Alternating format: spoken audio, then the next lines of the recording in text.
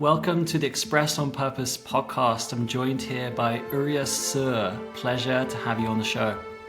Wow, Rich. So good to be here together, and I'm really curious and excited for our conversation. Nice, amazing. Well, yeah, just to dive straight into it, because this is an edgy and exciting session for me today. This podcast is really on this journey of exploring the essence of full, authentic expression. And so when we had this experience of the Vocal Freedom Workshop with you, I really felt this calling of the work that you do and exploring it more in person in this show. Really grateful you're taking the time to have a chat, and let's dive straight in. So you travel the world now helping people to free their voices in the workshop of the Vocal Freedom Workshop. I'd love for you to explain a bit about what was your own journey in finding freedom in your own voice. I think the right question would be, what is my personal journey with finding freedom with my own voice?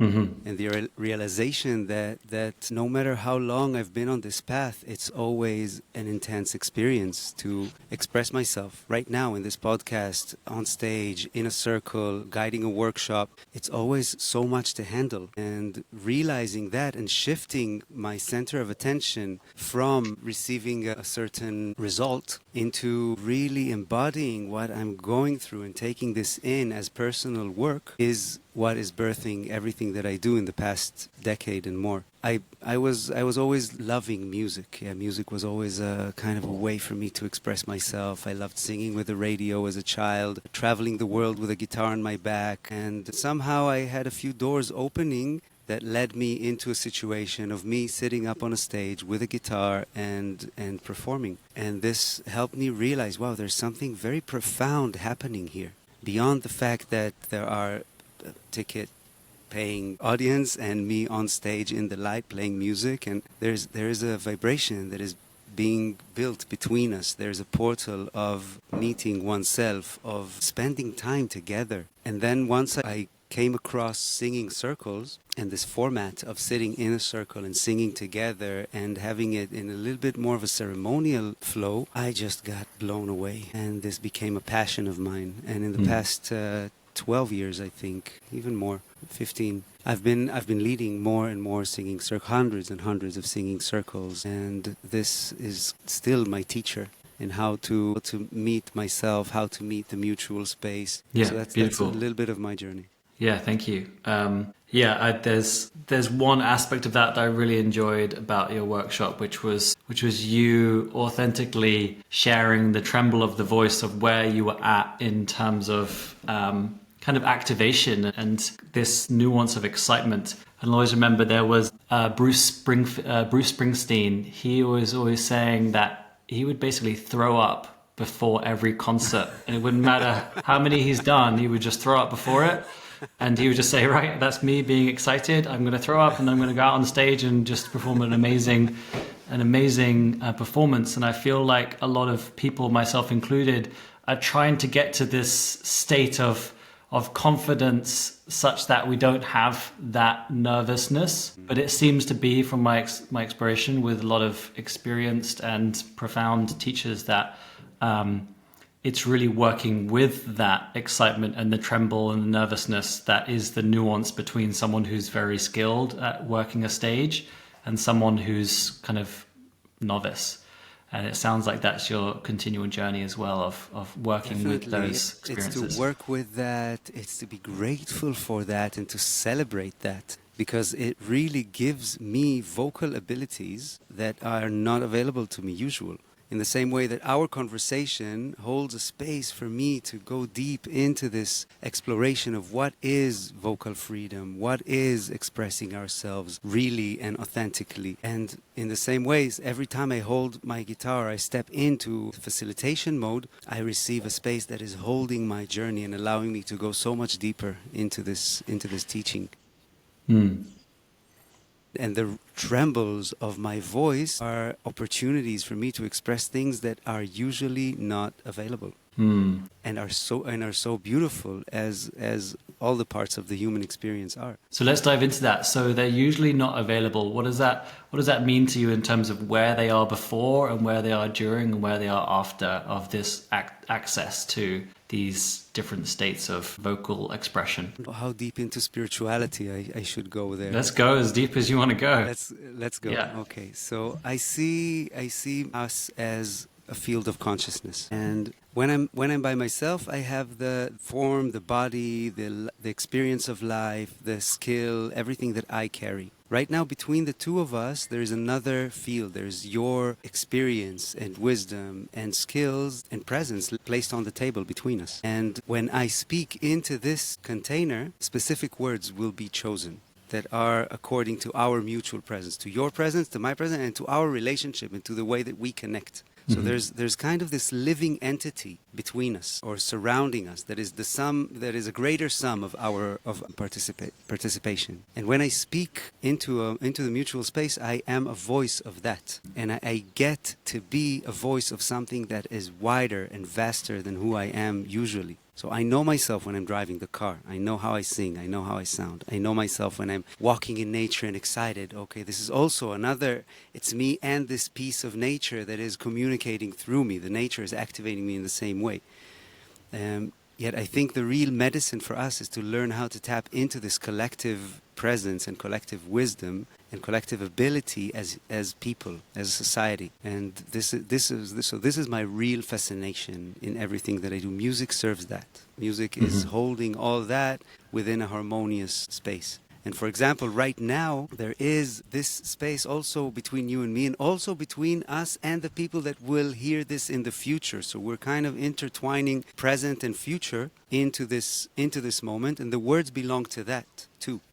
As I know that people will join, and maybe even beyond the fact that I just know that people will join this conversation and listen to it, and then my words are directed towards them, maybe some aspect of their presence is already here. Maybe we're tapping into a collective field that is existing somewhere along the time continuance that is existing. We're tapping into that and we're drawing wisdom from that. So you at home that is just right now listening to this podcast, these words belong to you as well. And I am so privileged to have your support and your collaboration in creating this podcast. Nice. Yeah, very, this idea of time being something which doesn't exist outside of this 3D experience, then it's already happening at the later point of the millions of people watching this episode and us recording it at this kind of point zero. So that's interesting to kind of draw in those aspects of this collective experience of how that influences us. And so there's something coming to mind, which is some of the great poets talk about how the words are flowing through them rather than they're creating the words. It's this channel for the words rather than they're coming from I or me. It's I am a channel for this coming through me, and this moment being this certain calibration of my channel to allow that to be expressed in this moment. I think this is how we function anyway all the time. I didn't plan the words that we're going to speak about. I'm here, I'm present, and something is channeled through. And the way that I am and my passions and dreams and tendencies are things that I do not choose. They show up inside of me. And then can I step aside and let that flow? Conversation that flows is a conversation that I'm not thinking too much, but I'm just flowing into that. And in the same way, the holding of space and expressing myself to other people is me not getting in the way of something greater than I happening here.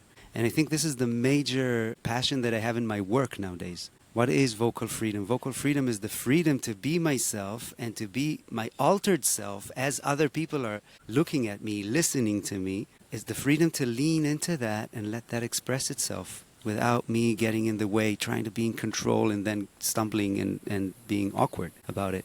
How can I lean into this experience? Because it's always bigger than I when there is more people present, when there's more people collaborating within this collective field. And so let's explore that a little bit deeper. So this idea of allowing myself to be myself, and there are aspects of how I behave which limits that. And those aspects, even though they are me and myself, they're not actually the authentic version of myself that wants to come through. So maybe you can kind of help to distinguish between the one who tries to control and influence and have things expressed in a certain way versus the one who allows and surrenders to what's coming through. Well, everything is included into that. Also, the part of me that is resisting is belonging to the collective. It's an experience that we all have. We all resist, and this is the gentle balance, I think, that we master as humans as we grow with the years. How can I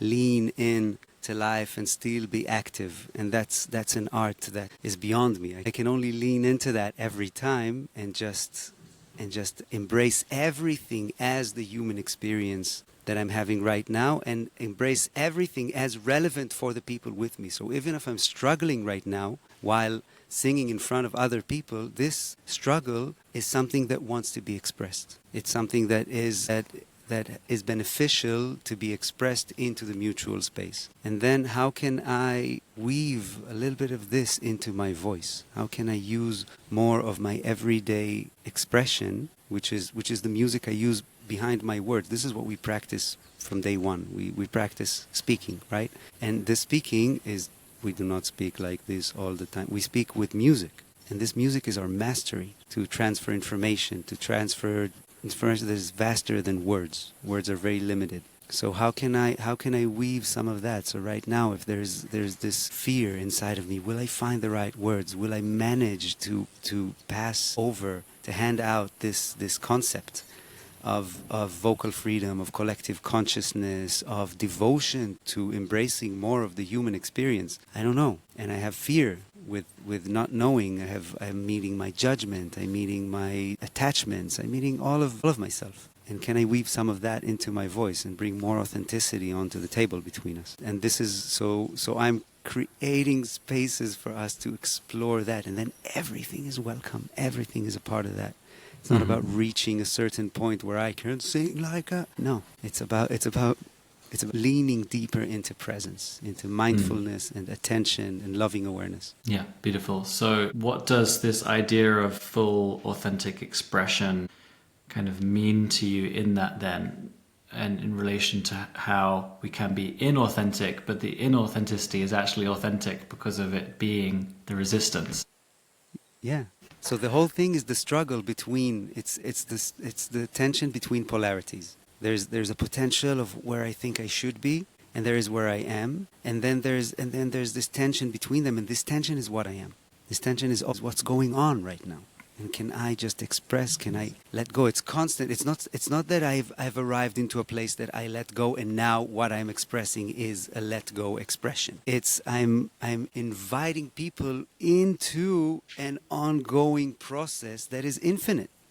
Mm-hmm. That is not. It's not going to arrive into any conclusion because I am a separate entity within a unified field, and this as itself is polarity. And in polarity, there is tension. So I'm inviting people on a journey where we can hold this tension tenderly and lovingly and compassionately together. And I think this is good medicine for us because it's countering judgment. It's giving us an opportunity to really lean into the human experience together, and then to learn from each other, to get inspired from each other, because each one of us is experiencing the same frequencies and same tensions from a tad bit of a different angle, a little bit of a different shade. And altogether we can have a fuller experience and understanding of what it means like to be human, and then we can release more of our resistance as we walk our path in day-to-day life. So it doesn't really matter if the vocal freedom is a workshop that you'll step out of and you'll start singing all the time. It's not about that. Singing is an opportunity for you to practice this. Being in a relationship, marriage, is an opportunity to practice that, to practice the ongoing tension, and then how do I hold it in a harmonious way. And then music is such a good way because it's all about harmony. It's physical harmony. When I strum a few strings on my guitar, they echo in harmony. They're different, yet they find harmony. I can tune them into harmony. And also our presences together in a room. and our voices can be tuned slowly into more and more harmony. So I think you're kind of teasing at what the purpose is of the vocal freedom workshop there. You know, I'm trying to get at exactly how it works, because there is this idea of no sound, and that might be authentic in a certain instance. Nothing, no, space, silence, nothing can be authentic.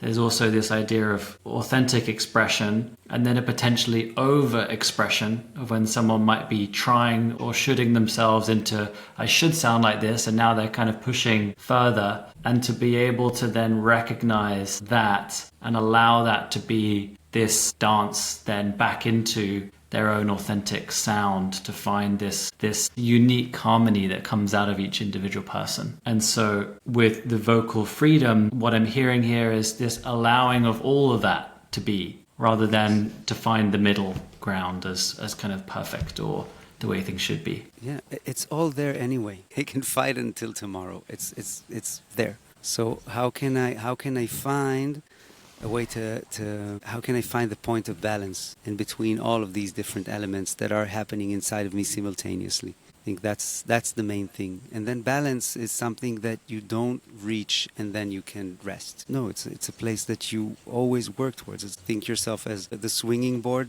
that the kids are playing on. So try and step and have one foot on this side of it and the other foot on that side of it, and one leg here, one leg there. And then you're trying to balance it. And then it's constant tension and constant presence between the two different poles of this polarity. Yeah. So in consciousness, it's constant tension between two different pools of many, many, many different variables in this equation of self. And so how does the concept of fear and shame play into these dynamics that we're talking about? So fear and shame are something that we all have. So first to acknowledge that and not to try and fix it. It's not a problem. It's an element in the human experience. And it's an element that is also birthing so much beauty. I think the tension between those polarities is where the beauty is. It's not the being in the glory or being in the shame that are. I think it's the game in between them. So fear is just another side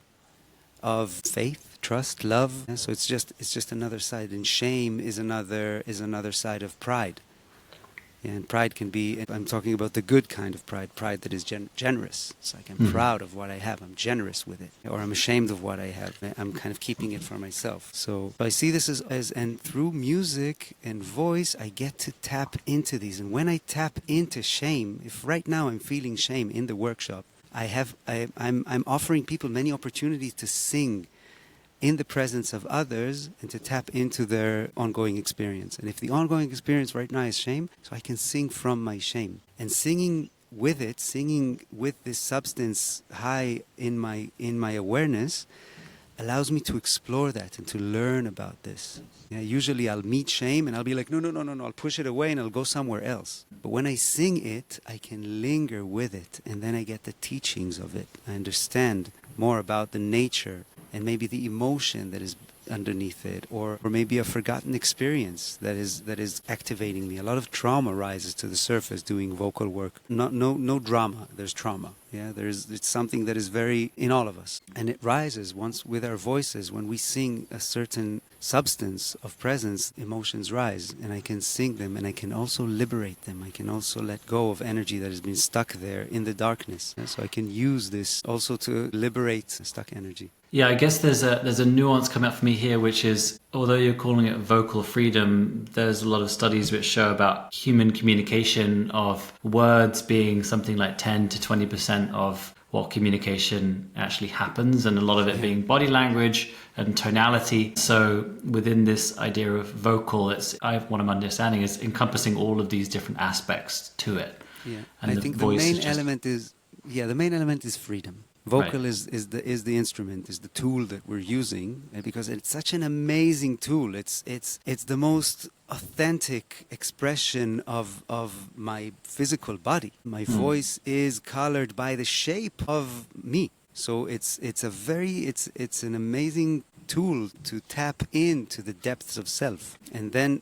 when I'm tapping into the depths of self, I can explore freedom. So freedom is the main element here. I think in some other podcasts you've talked about the voice being the bridge between the inner and the outer world, and connecting into the freedom. And do you see the voice as being a kind of a gatekeeper in a way for allowing ourselves to express, and how and in which way is the voice actually keeping us kind of hidden from the world instead of being free to express ourselves? I think we cannot use our voice and be hidden.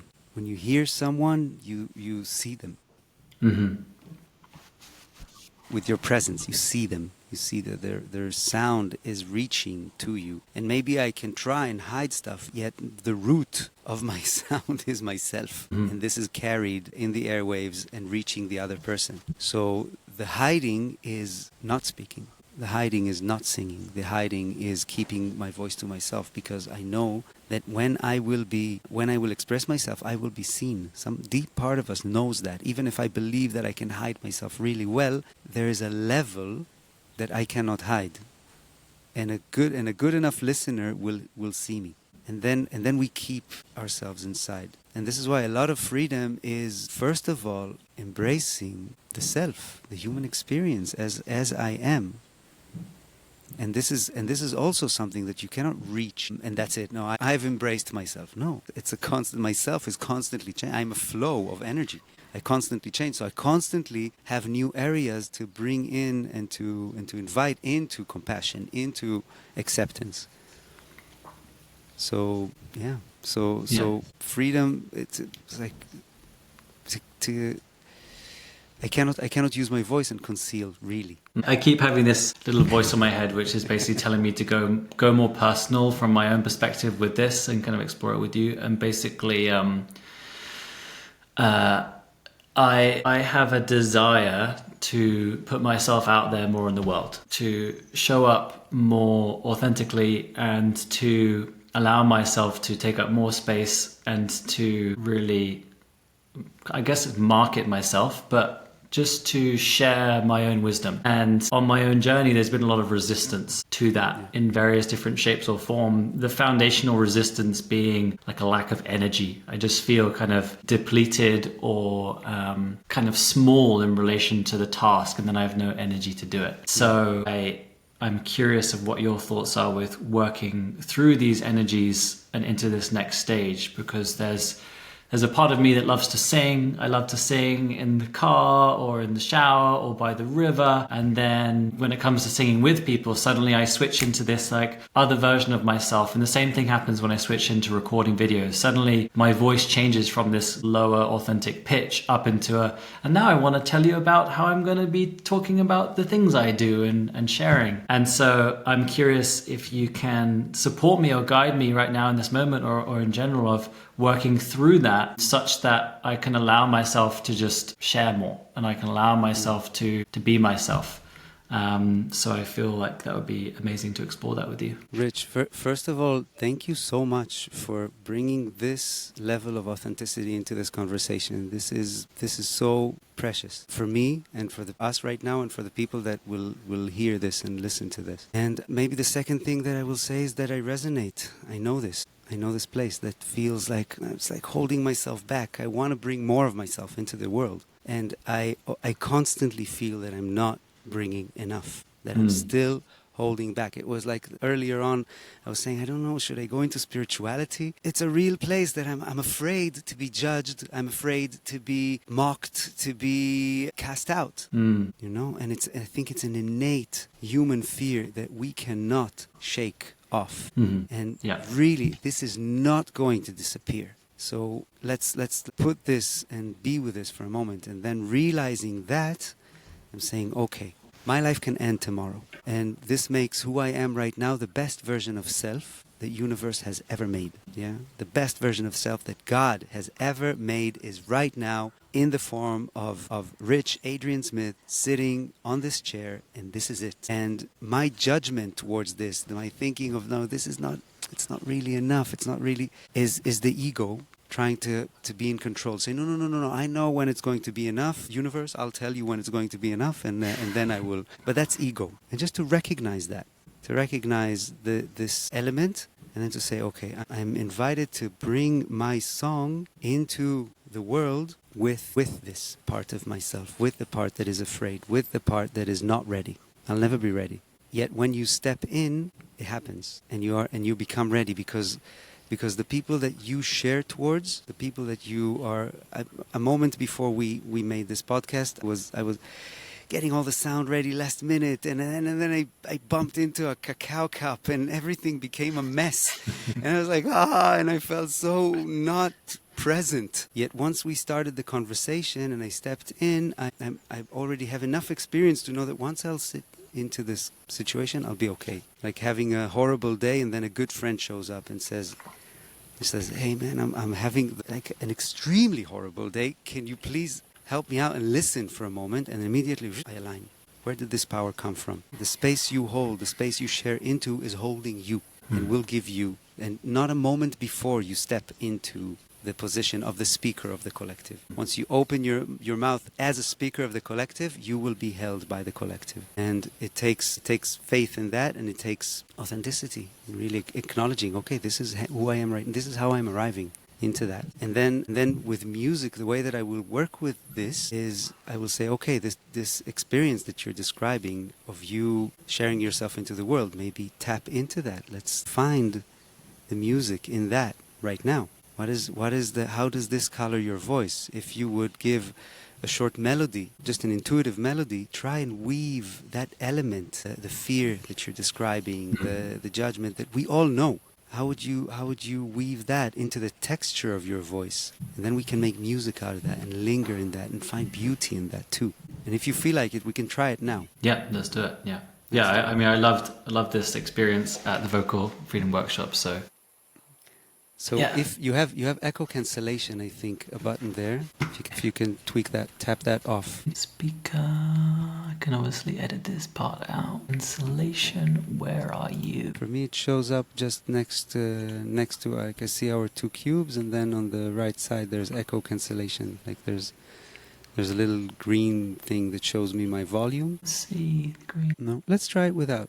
Let's try it without and see that it works. I may have got this. I've got echo cancellation. Okay, there we go. Turn this on if you're not wearing headphones. So turn it off just for the time that you're singing, because then it won't filter out any constant voice. Okay, I can't actually press the button. It's like it's grayed out for me, so I can't actually press it. All right, try it. I think it might work without it. I can hear you really well. See what happens. Noise reduction, echo cancellation. No, I can't actually click it. I can't click it. It's kind of like. It's on, but it's like grayed. But anyway, let's see what happens. Yeah.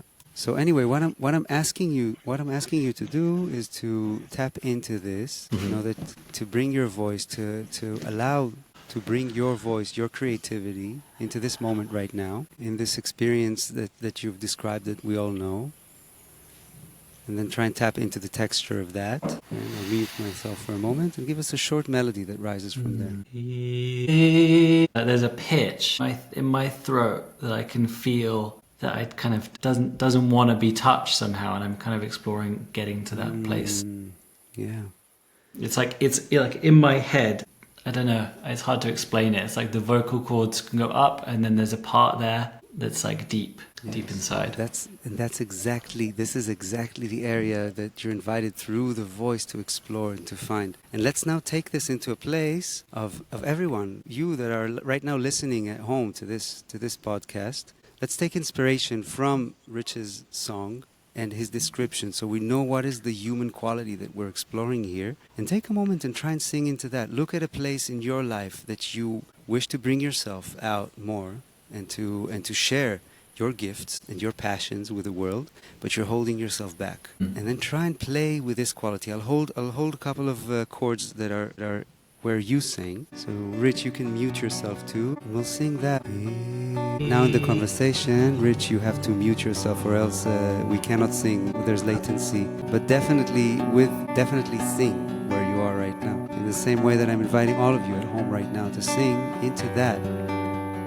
And remember that in our collective, we're holding this human experience, to find the beauty in that, find this will to shine in the most precise and beautiful way, places that block it, and the tenderness of the human experience. And what does that do to the texture of your voice when you sing? You can sing the mantra that Rich presented, or you can go around it. Hey, let yourself improvise around this mantra. Liberate the expression of that. Find the emotion. Celebrate that. This is the human experience that you're receiving to carry right now. Not the ideas, but right now. Find the power. Just observe yourself for a moment. Observe the energy rising. And invite that. Say, yes, yes, this is another aspect of me when I show up in the world. Me daring to share that to the best extent that I see fit in the container that I'm entering, in the consciousness container, in the presence that I'm right now tapping into. Or I can share that, the deeper the gift. I'm not here to entertain with my voice. I'm here to deeply communicate so that we can observe the human experience from more angles. And if we would have been right now in a live situation where we're able, then I would hold those two chords and I would let you keep on singing on top of that and express that more in front of the mutual presence, activated by the mutual presence. Yeah, beautiful. Thank you for that opportunity. Yeah, it being in the experience and having your, I'm going to say, wizardry with music to be able to create harmony and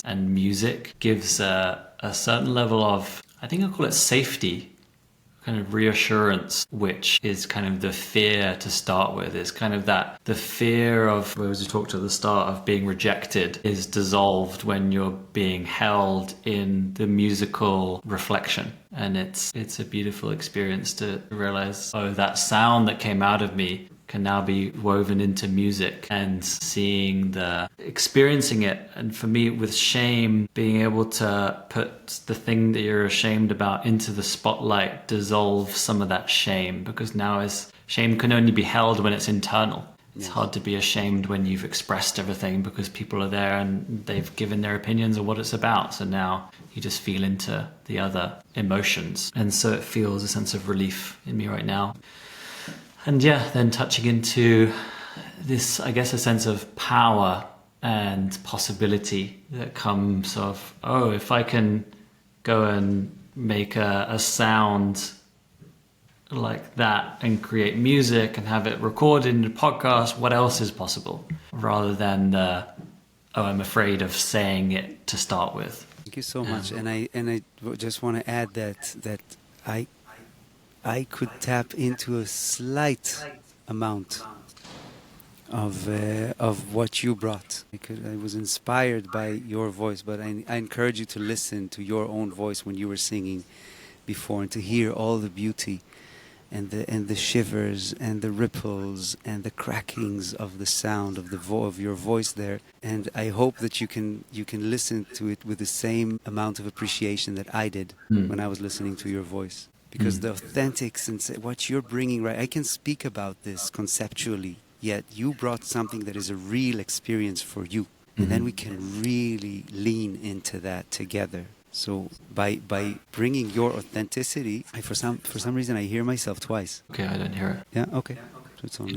So by bringing your authenticity, you open a portal of teaching, of learning, of wisdom to all of us. And it's just beautiful to see. Create so much appreciation to the subtleties of human experience in those mutual containers of vocal exploration. The subtlety there that you're talking about, do you feel like that's a skill that you innately hold? Or is that something that society kind of culturally distills in the opposite direction? Because I guess what I'm getting at here is this kind of desire for me or for society to kind of be perfect, to be good, to be highly revered, and then what that is judged based upon. And it's kind of then based upon the aesthetic, symmetrical beauty rather than the kind of Japanese kintsugi repaired beauty found in the cracks and found in the asymmetric natural world around us. You're surrounded by these trees, and a lot of them are symmetrical in some sense, but have all this beautiful knots and burls and twisted branches that were going this way and now they're going that way. And so I'm curious here of how you cultivated that ability to see the authenticity as beauty, see the cracks and see the trembles as the beauty, versus kind of me who's wanting to to be sounding good or sounding harmonious or in tune? Well, as you said, these two different approaches are existing in humanity. There's the Western culture and perfection and symmetrical structures, and then there's Zen and the Japanese beauty in the broken vessel. And I see all of us as broken. Everybody's broken, and and the beauty shines from that. The places where I feel closest to people and the most intimate is when we share these sides of ourselves. Yes, I know, I can see your strength. Of course, your strength shines and it's great. But are you strong enough to share your vulnerability? Are you brave enough to share are you trusting me enough to share your vulnerability? And then I think this is medicine for our very, what I say, disharmonious state in society right now. Yeah, I feel like we're living in this kind of curious world where there's this window of glass between the reality and what we want to portray as our lives, and everybody is seeing the version of us that people are portraying and then judging ourselves in comparison to that, rather than being able to see through the glass at all of the spilled cacao and all of the things going on behind the scenes. And I wonder, with you bringing vocal freedom out and in your tours, how you're seeing the work that you do kind of start to allow those cracks to be seen and to then have this beautiful color of tapestry that gets shared all these different cultures around the world. And I wonder how you see different cultures responding to that call into your vocal freedom workshop, and if there's any cultures, maybe it's Costa Rica, maybe it's some other societies where they're more willing to step into the vulnerable, they're more willing to step into the I'm not perfect but I'm going to express myself and that's beautiful kind of state. And if you're able to say or help me and listeners understand how we can each go on that journey as well into this authentic expression of our vulnerable. There's the pregnant woman syndrome. I haven't done that one. What's that? Once she's pregnant, suddenly she sees, oh my God, everybody's pregnant. Look, so many people are pregnant. It's like exactly in the same time that I'm pregnant. But eventually, all the time people are pregnant. It's just when I'm well, I cannot be, but when I'm pregnant, then I will see other people that are pregnant. When I am tapping into vulnerability and I appreciate raw authenticity, then I will start seeing more and more people that are walking the same path and appreciating the same path. So it all ends up in leaning into this work. And if this is a calling that is existing in a person, then they would walk this path, and then they will connect naturally with people that are in the same places. And it's, for me, as one that is traveling the world from one country to the next, meeting people from many different cultures, I see that this movement is bubbling grassroots up. It's bubbling up to the surface everywhere I go. And from year to year, I see more and more people interested in doing this work, and more people who are ready to explore this vulnerability, to explore this authentic mutual space. You see more and more parties without alcohol that are happening, that it's not about masking the mind so I can go into celebration. No, it's about meeting myself and expressing that and celebrating my different, weird, unique dance. In the same way, there's a lot of resonance to this kind of work right now, because I think that as a species we are evolving into a state where this is more and more welcome and common. And in the same time, it's not, I don't see this as the right path and another one as the wrong path. I think every path is a right path. We're here to explore. And sometimes I can be in a very tight box for a full lifespan, and I will anyway learn about vulnerability and authenticity and relationships and the human experience. I cannot avoid that. And the teachings are within anyway. It's just there's a growing community of people who are willing to open up a channel of communication towards these elements. Yeah, I'm definitely seeing it as well on my journey, and it's curious to see if this journey from being in corporate, where you're seeing a certain level of all of this, but it's not talked about, into being in breath work and in circles where it's explicitly talked about, it's explicitly brought into the circle of the shame and the challenges. And it just feels so refreshing to me to be able to speak at that level from previously seeing it, but it's kind of you're not allowed to talk about why is your boss being angry at you, and how is that acceptable in the workplace, compared to let's face that anger together and let's feel through it and let's allow you to express it. It feels like a bit of a relief to know and to experience more and more people being willing to face these parts of ourselves and willing to put aside the masks or the coping mechanisms that kind of numb us from the truth of what's actually happening. And so for myself or for other people who are wanting to explore more of nurturing this ability to be with the authentic part of ourselves, do you have any practices or suggestions? Obviously, going to your vocal freedom workshops is a great way of practicing. But do you have any ways of suggesting to your people who follow you or anybody who wants to go deeper down this path of how they might go about that? That's a great, I think there's infinite ways. I think to practice this in the closest relationships is the most tangible and available path to walk. So can I bring more authenticity into my relationship with my significant other, with my children, with my parents, with my colleagues? And then also to respect the container that I'm tapping into. At work, I can express myself. I cannot go into a tantrum, for example, and in a workshop I can. So to respect the fact, yet how can I extend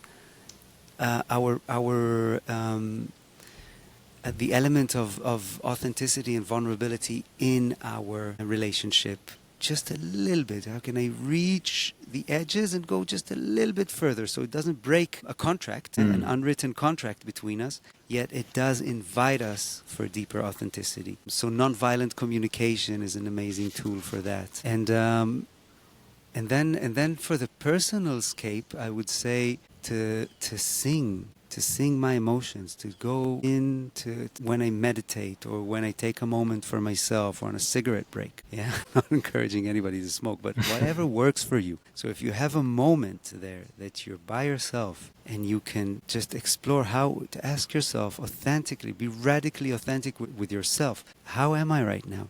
What is really alive in me, and what is the music of that? And then sing that for a little while. And you can sing that into your own ear, so you can hear yourself as if somebody else is listening. You put one hand like that, so you're kind of creating a dish around your ear, and then with the other hand, you're directing your voice to your other ear, and you can just go or whatever melody rises. And listen to the ripples of your own voice and embrace that. And find and seek for the beauty in that, and say yes to what it is that you find inside, and practice this authenticity. Yeah, I love that. I love the final part there of hearing yourself and saying yes to it rather than saying, no, it should be this or it should be that. Just allowing the truth of where you're at in that moment. Yeah. To be everything it needs to be. And then with time, the more you sing, the more you express yourself in authenticity, the better you get at that. Everything in life is experience, yeah? But the more you do this, and in the beginning it might sound awkward and feel awkward, but with time, after hundreds and hundreds of time of doing something, you become a master of it. So set your foot on the path and take a step, and then take another, and then take another. And every place you see that your authenticity is welcomed, then take a peek and see, maybe this place is for you. There's a question I always ask my guests, and it's, what does a rich life mean to you? What does a rich life mean? I think it means life where there is more gratitude. The more gratitude I can weave in, the more I integrate everything I'm grateful for. I integrate it into my treasure box. It becomes a treasure, and then I can even hack that and say thank you even before I know what I'm thankful for. It's like I hit my toe against the table. Like, oh, thank you. It's like I wasn't present, and it's an invitation for presence. Maybe, I don't know. Or I'm having a challenge at work or with a friend. Say, wow, thank you. We have an opportunity to grow here. I still don't know what the opportunity is and what will I gain from that, but I can say thank you. and then I open a door to receive its blessings. And I think a life full of gratitude is a rich life.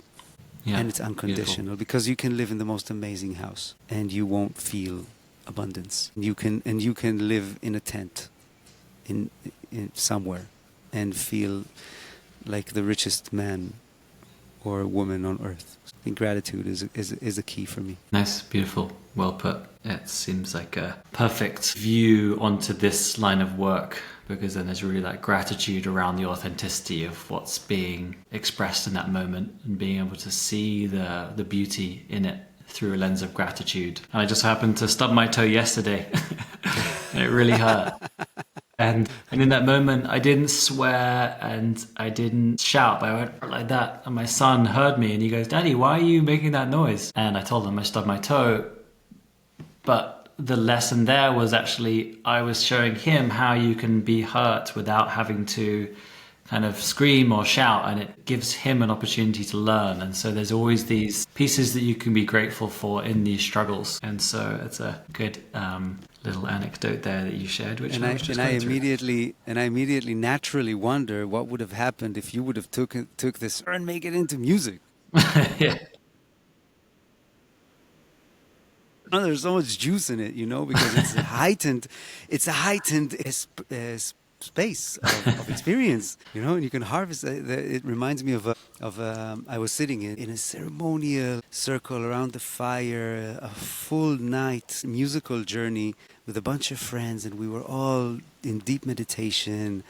And I had a friend playing this Persian instrument full of overtone, and I held a few chords on the guitar, and he was playing, and it was so beautiful. And at some moment, it was so beautiful, I started weeping just out of the beauty of the experience. I went, "Eh." But because there was no story behind it, there was just, I started playing with that, and I found a whole new realm of vocal expression that is connected to and it was, my God, this was all there just behind my weeping. So what can be behind my anger, behind my frustration, behind my enthusiasm, behind my delight, behind my passion? Every human emotion there, and its natural sound is a doorway towards a world of beauty, of musical vocal expression. Beautiful. I love that story.